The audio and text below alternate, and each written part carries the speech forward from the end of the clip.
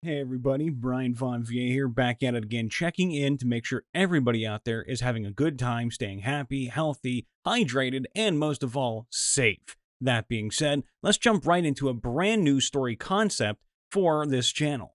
Which items, characters, or events from previous campaigns were referenced in another campaign? I hadn't been part of the previous campaign, so I got all the amusement and none of the embarrassment for this. In the previous campaign, the party had made a few choices that weren't exactly great, and their cleric of Mysteria had needed to roll on the madness table to take a new flaw. He'd gone insane, but the campaign had ended shortly after that, and the player hadn't needed to deal with the consequences of his actions. Fast forward to the current campaign, and we rescue a cleric of Selyu, who had been blinded and his tongue cut out by Shar cultists. None of the party was high enough level to help him, so we went to a few temples to see if anyone would help our new NPC friend. We met several frazzled priests at the Temple of Mysteria who said they knew a cleric who could help, but we needed to wait for him to get back. Enter the cleric from the previous campaign. We got to see what insanity looked like on a level 20 character. Ooh, spooky. Apparently they had an entire team of priests whose whole job at the temple was to keep him in check. The cleric's player was both delighted to get to see what madness looked like on his character, and deeply disappointed to leave that his cleric had lost use of the wish spell by making a sandwich. For me, it was when my character who ascended into Godhood in a previous campaign showed up in another world and interacted with the homebrew gods of the new campaign world. I have 3 of these. Ooh, a variety pack? 2 as a DM and 1 as a player. As a DM, I like to include throwbacks for my reoccurring players when it makes sense. Both of these characters are characters I have played in previous campaigns. The first one is a dairy merchant named Torvat. I've talked about him before. I used him in the in-person campaign I ran 2 years ago. That campaign ended about a year ago. I've since started a new campaign with a bunch of my regular D&D friends from my online games, but 2 of the players from my in-person game are also playing. One of those 2 is playing a fairy mouse barbarian. Huh? Yeah, you heard that right. Bet you never expected to hear that combination of words before, did you? Well, this narrator is actually kind of stunned. While the party was in one of the largest cities of my homebrew world, this fairy mouse decided to go shopping for cheese. When he asked the man at the counter for his finest cheese, I said, "Suddenly, you hear a man run up from the back room of the store. He's a somewhat portly man in a red and gold cloak who calls out as he runs into the room, 'Did somebody say they would like to buy some cheese? Torvat has the best cheese!' This player had forgotten about Torvat from the previous campaign, and when I brought him in, he started laughing hysterically. The difference in this campaign is Torvat has improved his delivery service by creating a way to magically manifest a duplicate of himself anywhere when someone mentions cheese. So now every time the party mentions cheese, no matter where they are, Torvat shows up." Thank you, Shiagath, because that's definitely a Shiagath reference right there. I love Torvat. For a while, they thought Torvat was the big bad evil guy. It was great. To be fair, I would always agree that he was the big bad evil guy. I just didn't tell them that in Torvat's case, BBEG meant big business entrepreneur guy. I love it.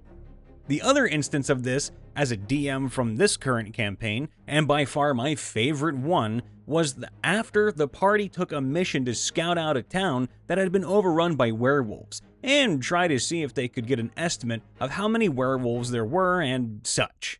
During their scouting, the werewolves discovered them.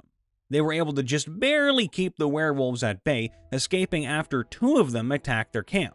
As they were fleeing, they noticed a house on a hill. So they ran for it, hoping they could hide in the barn until the werewolves gave up.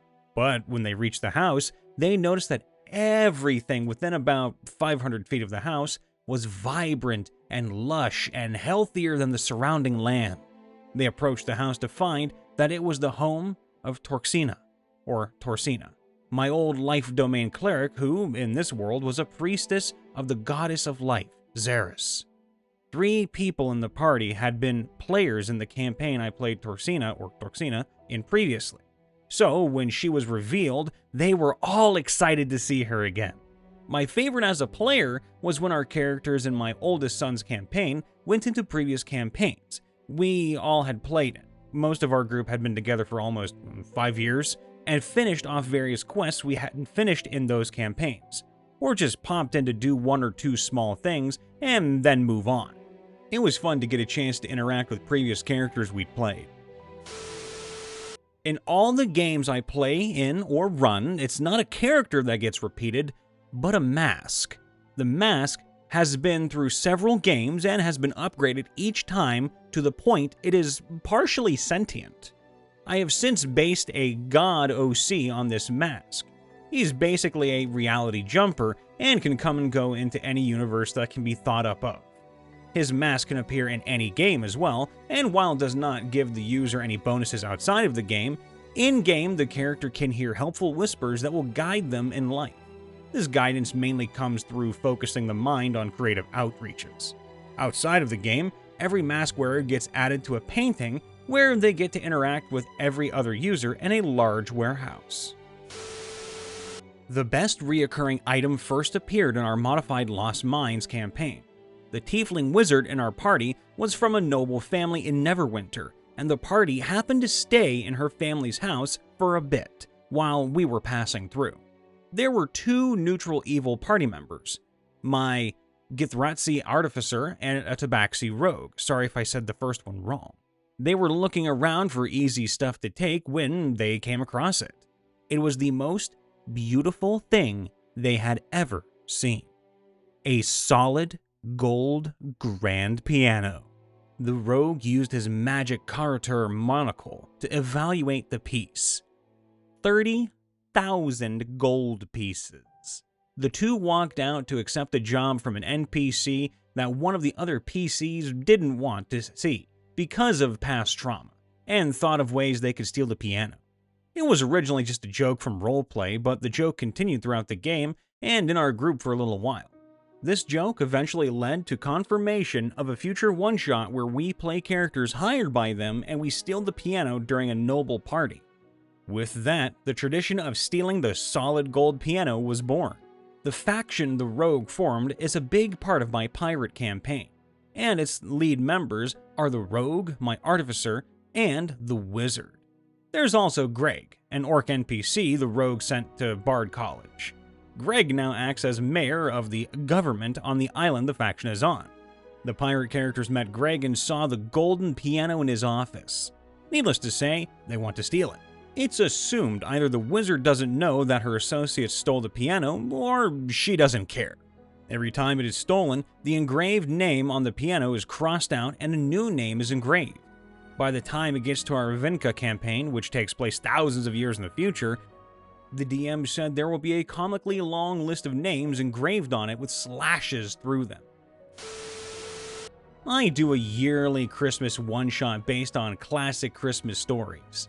The first time I did this, Krampus had stolen the Polar Express, and the players had to make their way through the cars to him. A well-used snow shape, a modified stone shape, and a suggestion spell telling him to step off the express, and he was beaten. Flying back home in Santa's sleigh, they looked down and saw him trapped in a giant snowball waddling off. He shook his fist at them and told them he would get them next year. Cut ahead to next year. Several of the same players in a pirate campaign. Santa temporarily joins their crew, spreading Christmas cheer on the boat. Then they arrive on Christmas Island, where Tin Rat Nutcracker soldiers are filled with tiny elves a la Sonic the Hedgehog, and forced to harvest the sugary sweet candies in the peppermint forest. They head up to Santa's workshop and find Krampus preparing Santa's sleigh, and Krampus turns around and goes, "Not you 3 again." He remembered the players, and they were delighted to trounce him a second time. My long-lived elf necromancer, who was the first character I ever played, was sent to Barovia to interact with our party in Curse of Strahd. I ran an entire series of multi-year campaigns set in the Forgotten Realms, over the course of a decade or so, where this was the entire premise. Any subsequent campaign included the party dealing with the rippling effects of their previous campaign's characters' actions. The first campaign, for example, saw the party helping an ancient angel, sister to Kaelin the Dove, overthrow Ao, destroying the Wall of the Faithless, and then being elevated to Godhood as the new pantheon with jurisdiction over the Faithless. In later campaigns, they would meet the children of their previous characters or discover new factions founded by previous characters, etc. In one such case, their now deified previous character had designated their current character as a personal champion of his. Spoilers for Baldur's Gate Descent into Avernus. Everyone who's currently running this campaign, back out now. My group and I wrapped up on the Baldur's Gate module at the same time we were playing Candlekeep Mysteries. So our DM for Candlekeep decided that they also take place at the same time. At the end of Baldur's Gate, we had El Tyrell return to the surface with most of Tiamat's legion in the city. So in Candlekeep, we start seeing dead Abashi, or Abashi, and other draconic beings around the other populated cities we visit. Eventually, we find ourselves escorting nobles to a meeting in Gauntlgrim, and after a homebrew final battle in the Candlekeep campaign, we begin to return to that city to attend the meeting. What does our DM have in store for us? The beginning of Rise of Tiamat. Really excited to start that one since he's trying to make everything a lot more character-centric and homebrew. Hey everyone, Brian Von Vier here, back at it again, checking in after the vid. Make sure to leave a like, subscribe, and to ring that belly welly well to make sure that you get notified whenever we post or potentially go live. Though, if you want to catch us ultra live or truly live, do so on our Twitch page, which we both have, MrRipper and myself. You can see the links in the description below. Now, if you want to submit a story to us, you can do so on our subreddit, r/MrRipper. Make a new thread or submit one all on your own and have people comment on it. We also have our very own TikTok, if you'd like to go see that, where we do very short one-off skits that are just really cute, fun, or exciting moments from certain stories that we've already posted, or custom brand new skits that we just throw out there. I believe the link should be in the description as well.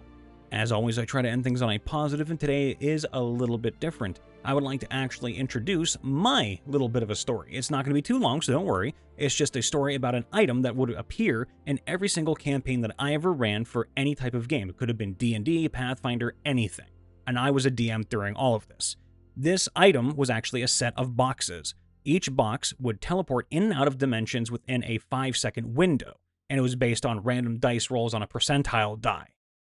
This box, when interacting with the twin box that it was designed with, would immediately, completely, hopelessly end anything in all life in the dimension that they both appeared in, should they appear in the same dimension at the exact same time.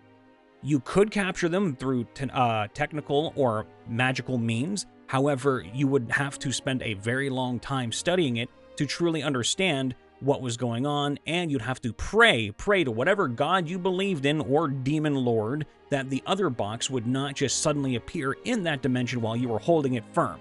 Because if that happened, you would be dead. Now, why did I create this? Well, a couple of my characters actually, my players did, rather. And they really wanted something chaotic and spontaneous, and I said, screw it, I'll allow it in the games. And from that on, it was literally a reoccurring theme because it was like seeing your friend for the first time after a long time. Every campaign, every game that we ran, no matter what it was, future, fantasy, anything, they would see this box and immediately go, oh shit, the box is back. So they would try to capture it, study it, and see if they could do anything different with this box in this campaign as opposed to other ones. That just goes to show you, sometimes creativity and a little bit of chaos makes some wonderful stuff.